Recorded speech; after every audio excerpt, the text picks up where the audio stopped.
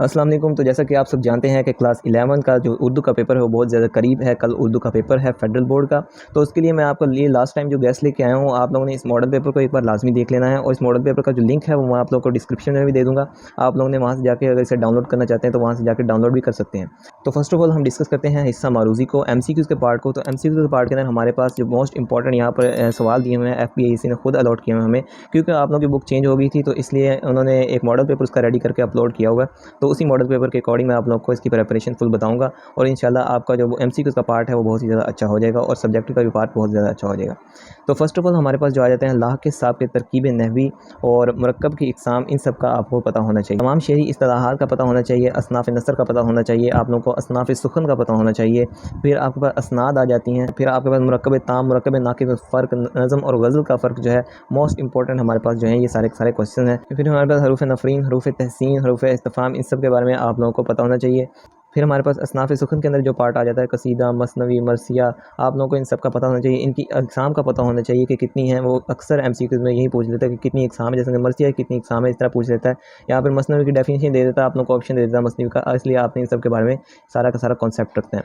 फिर आपके पास आ जाता है नज़म के ऊपर पाबंद नज़म, आपके पास आ जाती है। फिर आपके पास आज़ाद नज़म, इन सब की जितनी भी नज़म की टाइप्स हैं आपने इन सबको लाजमी याद रखना है और गज़ल के फ़र्क को भी लाजमी याद रख लेना है।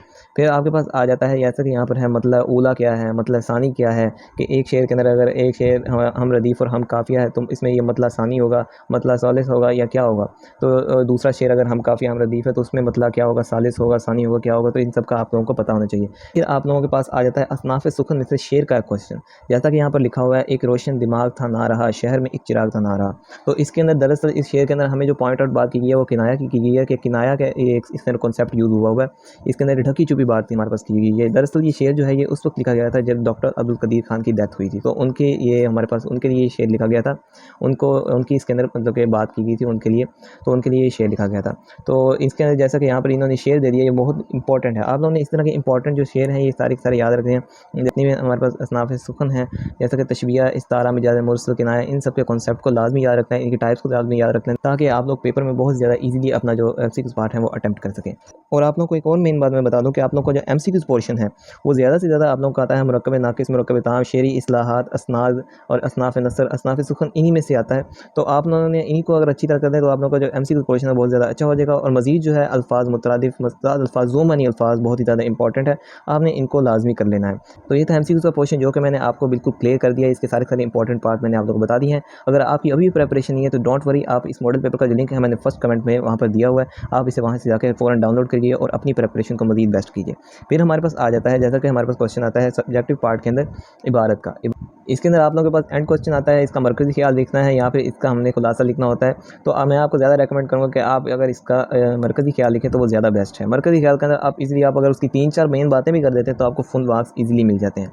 तो इबारत के पैराग्राफ के लिए आप लोगों ने अपनी जो फेडरल की बुक है उसके फर्स्ट 3 चैप्टर्स को देख लेना है और जो पंजाब की बुक है उसके फर्स्ट 3 चैप्टर्स को देख लेना है, क्योंकि आप लोगों का जो ज़्यादातर इबारत का जो पोर्शन आता है वो एनुअल पेपर्स के अंदर आपके फर्स्ट चैप्टर्स के अंदर से ही आ जाता है। तो आप लोगों ने पंजाब की बुक को भी फर्स्ट 3 चैप्टर्स देख लेने हैं और अपने जो फेडरल की बुक है उसके अंदर भी फर्स्ट 3 चैप्टर्स देख लेने हैं। वैसे तो बच्चे इबारत के अंदर ईजिली फुल मार्क्स अटेन कर लेते हैं, तो आपने इसकी ज़्यादा फिक्र नहीं करनी, मगर आपने इसके अंदर फुल मार्क्स अटेन करने की कोशिश करनी भी है। कि क्वेश्चन के इतने मार्क्स नहीं होते जितने इबारत के होते हैं। आप यहाँ पर देख भी सकते हैं कि इबारत आपको 24 मार्क्स दे रही है। सबसे ज़्यादा जो हमारे सब्जेक्टिव पार्ट के अंदर मार्क्स होते हैं वो इबारत के होते हैं, इसलिए आपने इसके अंदर फुल मार्क्स अटेन करने की कोशिश करनी है ताकि आपकी परसेंटेज जो है वो मज़ीद हाई हो जाए। अब हमारे पास पार्ट आ जाता है शेरी सवालात का। शेरी सवालात के लिए आपने अपनी फेडरल की जो नज़में हैं वो तो अच्छी तरह करनी है, क्योंकि अब वो आप लोग को तशरीह के अंदर भी काम आएंगी। शेरी सवालात के लिए आप लोगों ने पंजाब की जो नज़में हैं उसके सिर्फ आपने मफ़हूम, उसका कॉन्सेप्ट बस थोड़ा बहुत देख लेना, उसका टॉपिक आप लोग को साथ साथ पता होना चाहिए कि इसके अंदर ये बात की गई थी, तो आप इजीली उसके अंदर पेपर के अंदर फुल मार्क्स अटेन कर सकते हैं शेरी सवालात के अंदर। ऐसा जीम हमारे पास आ जाता है जिसके अंदर हमारे पास गज़लिया अशार होते हैं और इन अशार को मद्देनज़र रखते हुए हमने नीचे दिए गए सवालात के करेक्ट आंसर देने होते हैं। तो इस गज़ल के अशार के लिए, इसके सवालात के लिए आपने अपनी सिर्फ फेडरल की बुक के जो गज़ल हैं उसको सारे के सारे देख लेना है। फिर हमारे पास आ जाता है हिस्सा दाल। हिस्सा दाल मतलब कि हमारे पास नेक्स्ट क्वेश्चन जो है इसका कवायद वाला, इसके अंदर हमारे पास आ जाता है ग्रामर पोर्शन। ग्रामर पोर्शन के अंदर हमारे पास जैसा कि इसने पूछा है यहाँ मतला और मतला सानी की तारीफ़ करें।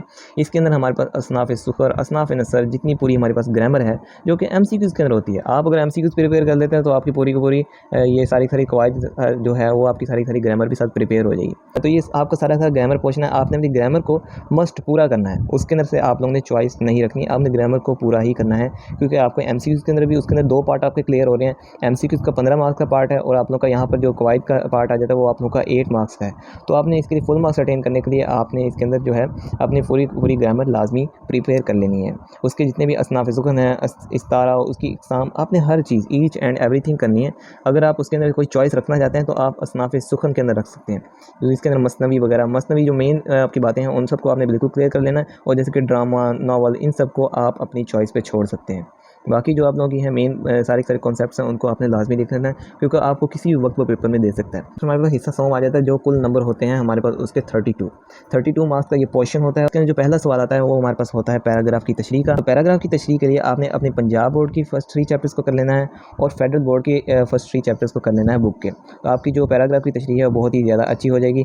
नेक्स्ट हमारे पास सवाल नंबर 4 और 5 होते हैं, जिसके अंदर हमारे पास नज़म और गज़ल के लिए आप लोग के पास जो मोस्ट इंपॉर्टेंट नज़में हैं वो आप लोग के पास है हम, नात, ए वादी लोलाब, फिर आपके पास आ जाती है लास्ट नज़म जो है आज़ादी। आपने इनको अच्छी तरह प्रिपेयर कर लेना है, इन्हीं के अंदर से आपके पेपर के अंदर नज़म का पार्ट आएगा। क्वेश्चन नंबर 5 होता है जिसके अंदर आपने गज़ल की तशरीह करनी होती है। तो गज़ल की तशरीह के लिए आपने 3 गज़लों को याद कर लेना है, पत्ता पत्ता बूटा बूटा हाल हमारे जाने, ये वाली गज़ल, फिर हमारे पास बेचैन बहुत, फिर ना घबराए हुए रहना, सिलसिले तोड़ गया वो सभी जाते जाते। तो ये 3 जो गज़लें हैं आपने इन सबको अच्छी तरह प्रिपेयर कर लेना है, ताकि आपका जो गज़ल का पोर्शन है वो भी अच्छी तरह हो जाए, आप उसके अंदर भी फुल मार्क्स अटेन कर सकें।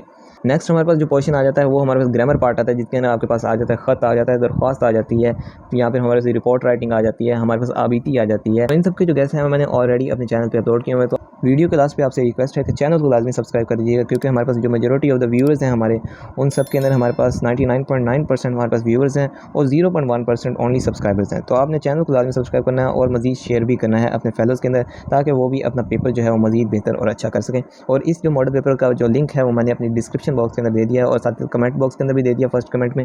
तो आप वहाँ से जाके इसे डाउनलोड भी कर सकते हैं और मेरे चैनल को सब्सक्राइब भी कर लीजिएगा।